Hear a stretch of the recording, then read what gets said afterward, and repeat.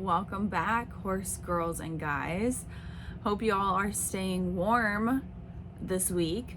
Talk about a white Christmas. Like, me and my boyfriend were just talking the other day about how white Christmases just aren't very common anymore. Like,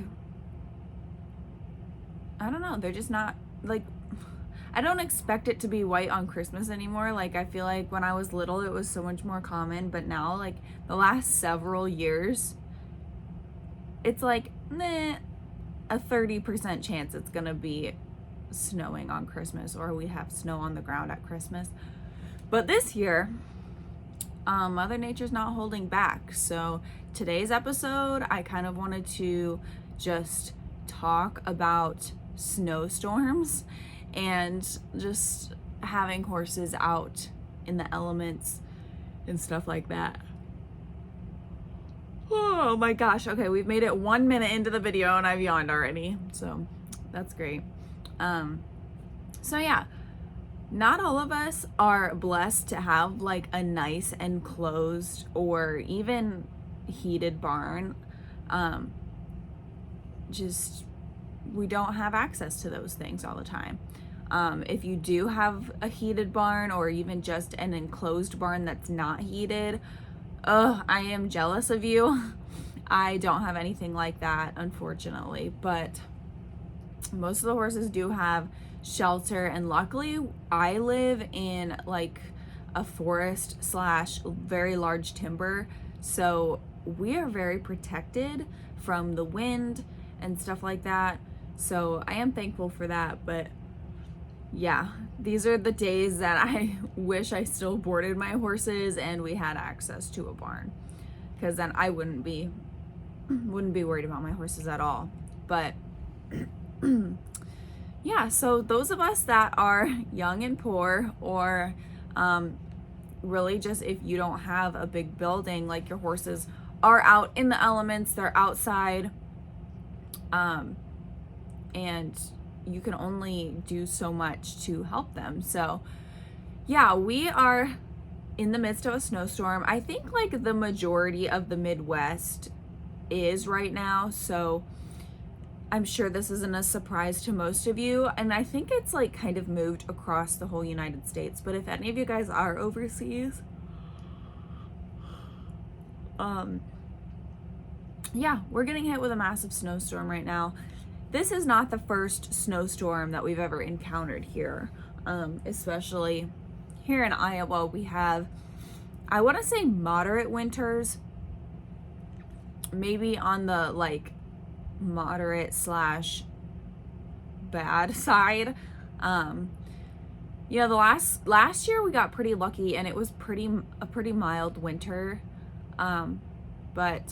and so far this year we've gotten really lucky too. It really hasn't been that bad, but we usually get 1 or 2 nasty snowstorms throughout the winter, and then it's usually okay from there. But this week, one decided to hit us again, and so it's kind of starting this morning, and then it's just supposed to get worse. Like, I think it's supposed to be basically subsided by Christmas on Sunday, so hopefully the next few days like just go by fast enough. I didn't end up going to work today.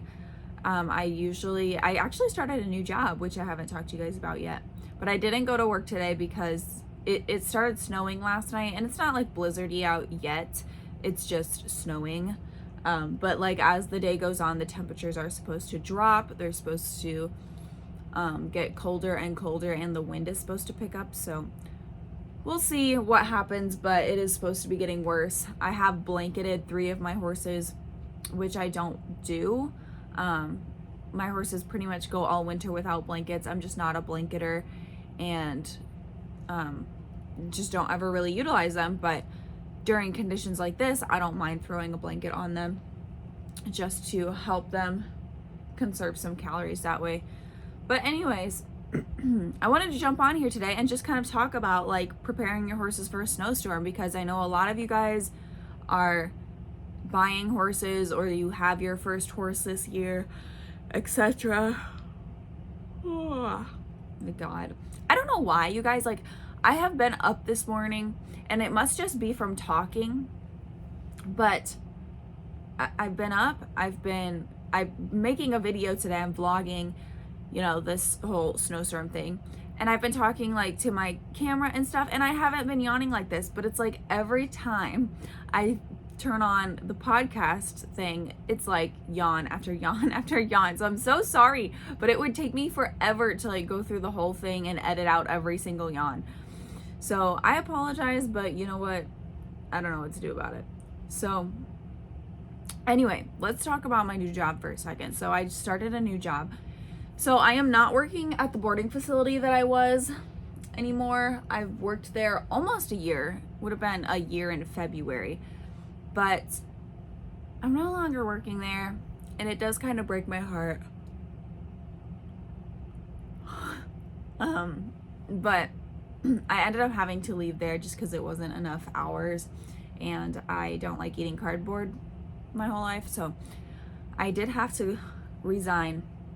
But I started a new job working at a dog groomers, or a dog boarding kennel, whatever you want to call it. And I actually used to work at a dog groomers a few years ago. Back in 2019, I think, I was a dog bather in a different town. And that one was a little bit more upscale. It was a lot fancier. They had a lot more things you could get done. But I only worked there for like 6 months. So I recently started at this new shop, and so far it's going good. I've only been there for 3 days. So this was my first week, and obviously I didn't go today because the road conditions are so bad. But so far it's going good. I pretty much remember everything I did, like everything that I learned from bathing the first time. So I would say overall I was really able to just jump right in and start doing the dogs again. The only thing I don't like about dog bathing is that I learned about myself that like I like dogs, but like I'm not real crazy about other people's dogs. Yeah, it really depends. And most dogs, they hate going to the groomers. They hate getting bathed. They hate getting groomed.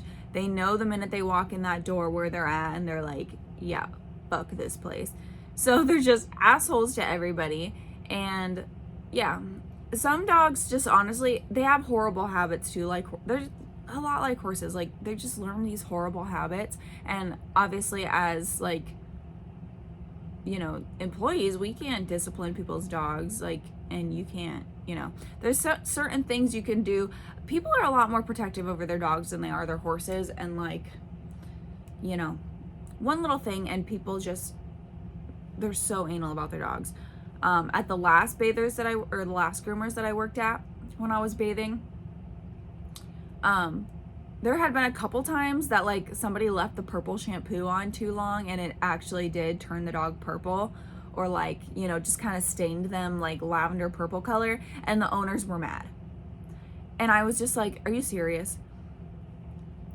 Honestly, personally, I had a white dog. I had a Bichon that passed away a couple years ago. But if I took him to the groomers and somebody accidentally, quote on accidentally, dyed him purple, I would think that was hilarious. Like why would I be mad about that? It's not like they did it on purpose, for one. 2, it'll fade, it'll wash out, whatever. 3, you get a purple dog for, you know, a week or whatever. Like, give me a break. Like, why are you taking your dog so serious? It's literally just purple shampoo and it'll be gone eventually. Like, I don't know. Some people seriously get mad about stupid stuff like that, and I just think that type of crap is hilarious. Like, yeah. So, I don't know. People are like that. Yesterday I did a dog. I don't know what his deal was, but he just like psychotically started snapping at the hose. All right, I'm gonna have to stop this because my boyfriend is calling me. All right, y'all. I just spoke for 3 more minutes without my microphone on. So I'm gonna reiterate what I just said. Anyways, I needed to take that phone call just with the roads being this bad. I don't want to miss my boyfriend's calls if, you know, there's an emergency or something. But anyways, I was talking about that bulldog. So yeah, yesterday we get the bulldog in, and I'm like, letting him just kind of run around in the bathing room on the floor. And he's just basically yapping and barking at absolutely nothing. So I'm like, okay, this is great. So I get him in the tub and I start like spraying him off. And we just have like one of those regular garden hose like nozzles on the hose in the tub. So it has like the jet and the shower and all the different settings.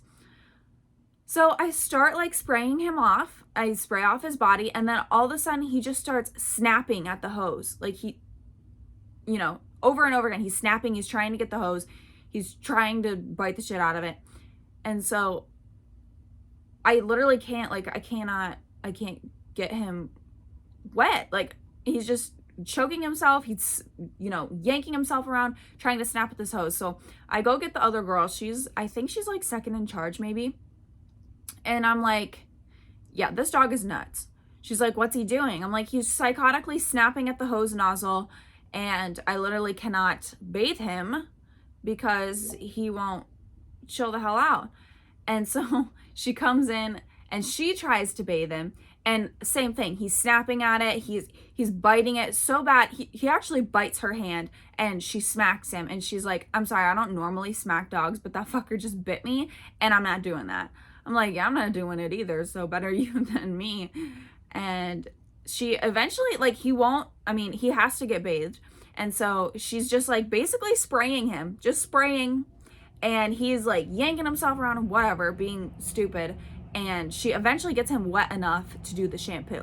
And she's like, I don't know what his problem is. He comes here all the time and he is not normally like this. So I don't know what his deal is today. And we didn't even try to blow dry him. We just put him in like the drying kennels. So yeah, that was the last dog of the day too. Like, he couldn't just cooperate for the 10 minutes he would have been in the bath. A little bulldog too. I mean, he maybe didn't even weigh 30 pounds, but yeah, I do like the doodles. Usually are pretty good because they just have been groomed their whole life, so they're used to it. They know the program. They just stand there and they just do it. So yeah, this place seems like pretty scaled back from the one that I used to work at. The old one that I used to work at, it was now I will say they did very good work. They were very well trained groomers. They had all kinds of different shampoo options you could do. You could do like purple shampoo, the Furminator treatment. You could do like, we had hypo. There was all kinds of different stuff that you could get done. We had skunk shampoos. So there was a lot of different options. We did a paw treatment. You could come in just for nail trims if you wanted. And then I know they have now, it wasn't there when I worked there, but they have an esthetician now. So you could probably do all kinds of skin treatments too. But anywho, that groomer was very well known. And like I said, because they had really nice groomers, I mean, the groomers knew how to groom your dog to the classic cuts of that dog breed, or like they could do a puppy cut or what, I don't know all the different cuts. I'm not a groomer, but they could do all this different stuff. So we had so many dogs come through there. When I was interviewing for this shop, they were asking me about the last one that I worked at, and they asked, how many dogs would you bathe in a day there? And I was like, a ridiculous amount, like 40 or something. Like, oh my God, it was awful. So the job itself actually isn't that bad, like especially if you have really good dogs that do really well in the bath and they either like their bath or they don't mind it and they just cooperate with you and they behave so well, then it's really not a bad job. It's the ones that are like 200 pounds that won't get in the tub or that won't stand up, or obviously the ones that snap at you. It's all of those ones. But the good dogs, it's not a bad job if all of your dogs are good. The hard part is standing at that tub all day. It's a dirty job. You get wet, you get hairy, and you come home and your own dogs are just like sniffing you up and down because you smell like 30 different dogs. So yeah, it's not a job for everybody, but as long as like the workplace is good, I think I can deal with it. The shop that I used to work at, that was like a big reason why I didn't enjoy working there, is because the work environment just wasn't good. Like the girls were super snotty. I don't know. Some of them just thought they were better than others. They'd get pissed at you if you didn't bathe their dog right, or if its face and the inside of its asshole wasn't dry enough. They would bitch about literally everything. If you didn't cut the bandana right, oh my God. And so it was just like, and then they'd make like side comments. You know, if you did the towels, like got the towels out of the dryer, and they'd be like, who did these towels? They're not even dry enough. And they just announce it to everybody. And then, you know, it was just like, my God. So yeah, the work environment there was pretty bad, but they didn't really have like a management system because it was a small business. So like places like that, they don't have like a management system a lot of times for stuff like that. Like when I worked retail, you wouldn't get away with any of that stuff. Like talking to some of your coworkers the way that those girls did would never fly in retail. Like you don't, this is a professional work environment. You have an issue, you come to your supervisor or your manager or whatever. You don't take it up with everybody else. Yeah. So that shop was hard to work at for that reason as well. But anywho, let's hope this new shop works out good, and let's move on to some of the topics for today. So I picked out a couple of Facebook posts because I saw a couple that kind of fit this thing we're going through outside. So the first post is on one of the Facebook groups I'm in about like horse barns and stuff. And this person posted, "Hi everyone, we have a cold front coming and lasting about 2 to 3 days. This is my first winter owning a horse. I have a stall that's enclosed with one opening I can enclose. Question, what is the best way to keep the stall warm? What do y'all use? I want to avoid a fire. Also, my horse is used to roaming freely and has access to 2 acres and comes in and out of the stall. Should I put her up during this cold front? Thank you in advance." Okay, so I do appreciate, like, I think it is good, especially if you are unsure, to reach out and ask questions like this to more experienced horse owners or people that have had horses a long time.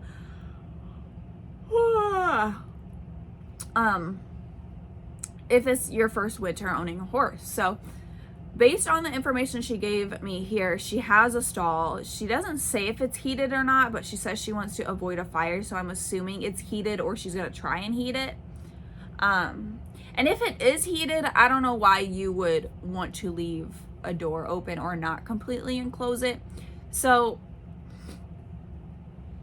I guess gosh, I wish she had a picture or something, because like if your stall is like the whole door opens, like, and it's a whole one side of the building, I would maybe put her in. I guess she doesn't give any information about this horse either, if it's young or old or anything, but she does say that it's used to roaming freely outside. So my guess is it does already have like a winter coat. It's probably already got pretty thick hair. She doesn't say if it's wearing a blanket or not, but let's just proceed with assuming it doesn't wear a blanket. So if it's already got nice fluffy winter hair and it's used to being outside, it's already kind of conditioned to the cold.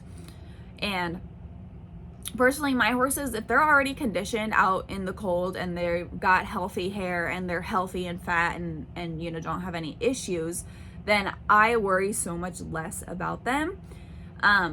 She doesn't say if this horse has a round bale or anything, but my biggest suggestion is going to be just make sure this horse has access to plenty of food. If you're going to be putting it in the barn, I would honestly, if you're heating it, I would just enclose the barn. Like don't leave the door open for your heat to run constantly. If you're going to put him in, put him in. If you're going to leave it out, leave it out. But in extreme cases like this, you could just put your horse in, shut the door, leave them inside. If it is heated, honestly, I would keep the heat pretty low, like just above freezing, because if your horse has a winter coat on and stuff, if it wears a blanket, or if it doesn't, it's got winter hair, and you'd crank the heat up to 50, 60 degrees inside your barn, your horse is going to be hot. Your horse is gonna increase their chances of colic if they're too hot. So I would just keep the heat, if you decide to turn it on, pretty low. 30 degrees in there is gonna be totally fine for your horse if they're used to being outside. So even less than that, like keeping it above 0 is gonna be totally fine. She doesn't say if she has a heated bucket either, but I would definitely utilize a heated bucket or tub if you have one, just to keep the water as warm as possible and encourage your horse to keep drinking, especially if you're giving them a lot of hay, which is always recommended when it's this extremely cold. Give them a lot of hay, keep them eating, keep their gut moving, etc. So yeah, let's see, what's the best way to keep the stall warm? Well, I would definitely avoid space heaters if that's what you're going to be trying to use in this building. Honestly, like, horses are very self-sufficient and sustainable, so your horse is going to stay warm if they're going to be continuously eating. So if you're going to have access to hay for them, you can put shavings and straw down in the stall if you think your horse is going to lay down. A lot of older horses might want to lay down and rest their joints, especially if it's really cold. So straw is going to be a lot warmer than like shavings and stuff like that. So you could try that if you think, it's necessary. But honestly, just your horse being inside, out of the wind and out of those elements, they're going to be much, much warmer. So honestly, wouldn't stress about it too much in this case. Like you said, your horse is used to being outside, so it's already, pretty much set up for success. But, okay. I want to read some of the comments, see if there's anything useful in the comments.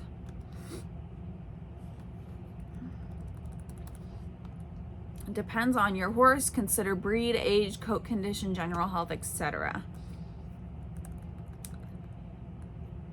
Has it been consistently above 50 or have you had regular dips below freezing? 13 to 15 degrees is not usually a problem for horses that have had time to acclimate. If they haven't, you should monitor their response.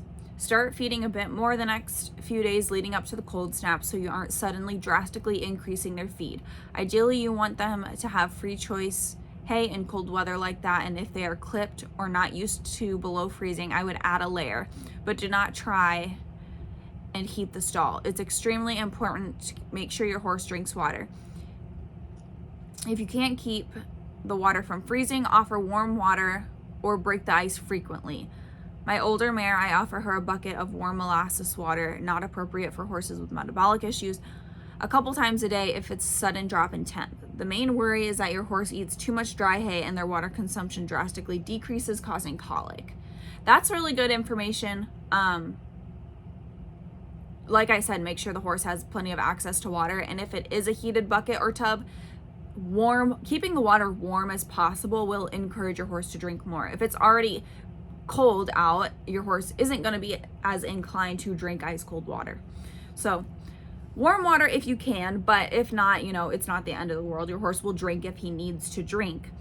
And like this person said, if it's been like above 50 or anything, like you might want to worry about your horse then. But if it's been pretty cold out, 13 to 15 degrees, like this person says, if it's been cold and your horse has been acclimating to the weather, they're usually okay. I would agree with her not to heat the stall if it's not necessary, and I don't really think it is in this case.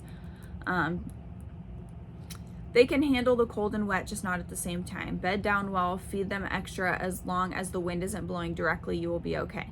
I'm in northern Ohio and we are getting ready for this also. You could even use plywood and enclose half of it. Yeah, so I don't think we have any chances of rain, but rain would definitely be a different problem. I would say if it is raining, definitely let your horses have access to something inside or some sort of shelter. Okay, let's move on to the next post. This one is from a different Facebook group I'm in. This is from the Halflingers worldwide group that I read from last time. Okay, this person asks, Halfie owners in Colorado or other states affected by this winter storm, what do you use in these sub-zero temps for your horses? We are in central Ohio, another one in Ohio.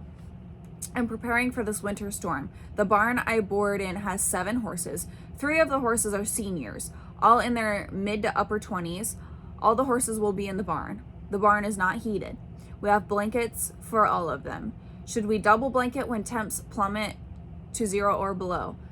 We are not used to these really cold temps. Wind chill is forecasted to be at the negative 30s. One side of the barn has doors/gates that cannot be shut, so temps will definitely below 0. All horses will have access to plenty of hay. Barn owner on site will check the horses regularly. Any additional suggestions appreciated. Please, no discussions whether blanketing is harmful or not. We are preparing for the temperatures and conditions that we are not used to in Ohio. A travel ban for one of the highways is already issued. I doubt the vets will be out making calls. This is just for 2 or 3 days. We want to ensure we think of everything. Okay. So honestly, I'm just going to be addressing the horses that are in their mid to upper 20s, because the other ones I think will be fine if they have unlimited access to hay and a blanket on and they're inside. She did say that there will be some doors open that can't be shut, but I think as long as the wind isn't blowing directly in there at the horses will be fine. So if they're in stalls, I would assume they're in stalls, then they probably have a wall blocking the wind. But the older horses, I guess I would consider how the condition of these older horses, like some older horses are not arthritic and they're fat and they're not underweight or anything and they are totally healthy. I guess I would just consider that first. If your horses are arthritic, I guess I would say that sometimes double blanketing could be beneficial just as for keeping their joints and stuff like that warm. But like you said, they're going to be in stalls. I would probably put them farthest away from the open doors. Unlimited access to hay. I mean, can these horses eat hay very well? Hopefully they all have teeth and they can munch and eat at this hay well. Keeping the warm water accessible for them to drink as much as they need. I'm not really a double blanket type of person. I don't really like it, but I would say if these horses are underweight or they already have a hard time keeping warm, it's only going to be for 2 or 3 days, I guess. Go ahead if you think that's what's going to be best for them. But if they're not showing signs of being cold, like shivering or anything like that, not wanting to eat because they're uncomfortable, etc., I wouldn't stress about it too much. If they do start to shiver or anything like that, you could always add a blanket. But I would say less is more until otherwise, basically. So that's my opinion on the matter, I guess. Let's look at the comments. Add some salt to their feed, soak it with warm water. Make sure they have plenty of fresh, not frozen water. Can you give them warm water if you don't have access to heated water buckets? If you can add an extra bucket with a handful of sweet feed, it can encourage them to drink. So this person, as well as the person on the last post, suggested like molasses water. I've never heard of that. I'm kind of afraid that like if I put something in the water, my horses will be like, eh.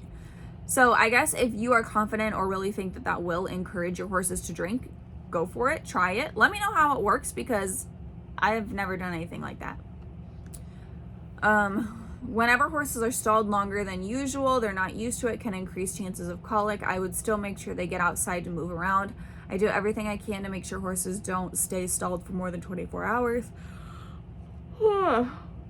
That's probably not okay. I don't know, I guess, yeah. If your horses are stalling really badly, I would give them maybe an hour or 2 of turnout at a time, maybe a few times a day. Like go out, turn them out for a few hours, bring them back in later, and then at night put them back out for a couple more hours. And that way they can like kind of get a mental break from being in the stall. I think personally, my horses are never stalled, but I think most of them would stall pretty well in conditions like this. But that is a suggestion if you have a horse that is stalling terribly. Let's see. As long as the horses are dry and out of the wind with hay and water, they should be fine. I'm in Northeast Ohio and my halflinger is in his 20s, been through this before. The key is to keep hay in front of them and keep them out of the wind. You might want to sprinkle a little salt in their grain so they will drink more water. The salt tip is really good. I see a lot of people that use that. I've never tried it because most of my horses drink pretty well, but good suggestions. Yeah, if your horses have been through this before, I mean, they know how to handle it. We have had here in Iowa, we've had some -50 spurts before in previous winters. I don't remember any last year, but the year before we definitely had like a -40, 50 degree storm. Oh goodness, we had one for sure when Soccer and Sugar were at my dad's house, and I tried to feed them as much as possible because I didn't have any blankets or anything like that there. But yeah, so good suggestions. I think this storm is literally hitting like all of the Midwest. I don't have any rain in our forecast, luckily, because that would be really awful. But yeah, hay is really a huge key for keeping your horses warm, because your horses heat themselves by hay like fermenting in their gut and burning those calories, and I don't know, it's like the microbes or something ferment the hay in their gut, and that's how their body stays warm. So if your horses are constantly having access to a little bit of hay all the time, I know a lot of people have been putting out round bales with no slow feed nets and no rings or anything and just letting their horses gorge on them, and that's awesome. But if you don't have that option, try to just go out multiple times a day and give them a lot of hay, just to keep them warm, keep them busy, keep their guts moving all day long. So yeah, I had a comment that I wanted to read too, and I might have just lost it. Oh, here. No, that's not it.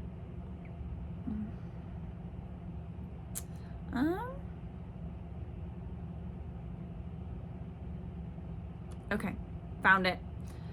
Somebody commented on the last episode from Sarah. I am definitely someone that looks forward to your uploads, so you can't say that anymore. I've been watching your channel for years now and brought my very first horse in early November. I feel like I owe you some credit to you. Thank you for teaching us and inspiring us horse people everywhere. That's super awesome. Congratulations on your new horse, and thank you for watching the videos. I know sometimes it really is hit or miss on this channel, but thank you for supporting it. I'm glad that like I've been able to help you and give you some advice leading up to getting your new horse. That's really the whole reason that I started this channel, was because I didn't have anyone when I was younger to teach me how to do the horse thing. It wasn't until I got a little bit older that I started like hanging out with one of my dad's friends, and I started going to horse camp and just kind of learning as I went, but I didn't take lessons. I was never in a lesson program. I never had somebody to teach me step by step how to take care of your horse or how to ride your horse or anything. I had to figure it all out myself pretty much.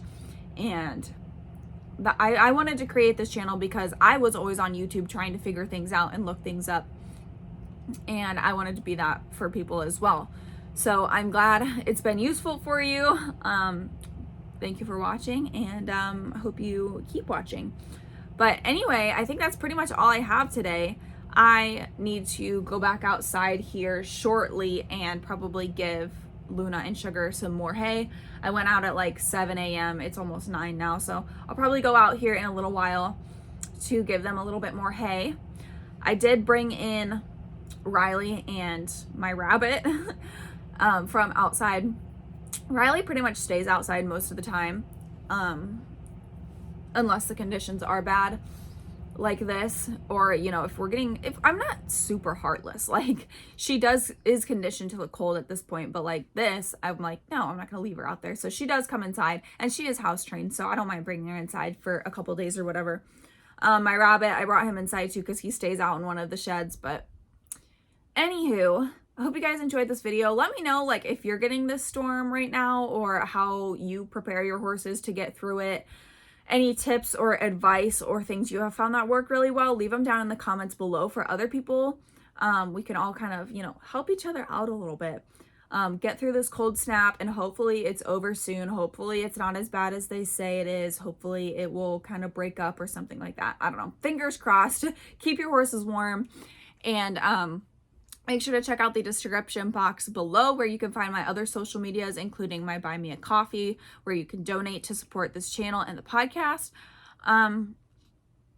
And yeah, stick around for more episodes later. Stick around for the vlog. I should be uploading the vlog tonight or tomorrow, so just stick around for that if you want to see the videos. Otherwise, thank you guys so much for watching. Stay warm, keep your horses warm, and I'll see you in the next one. Bye.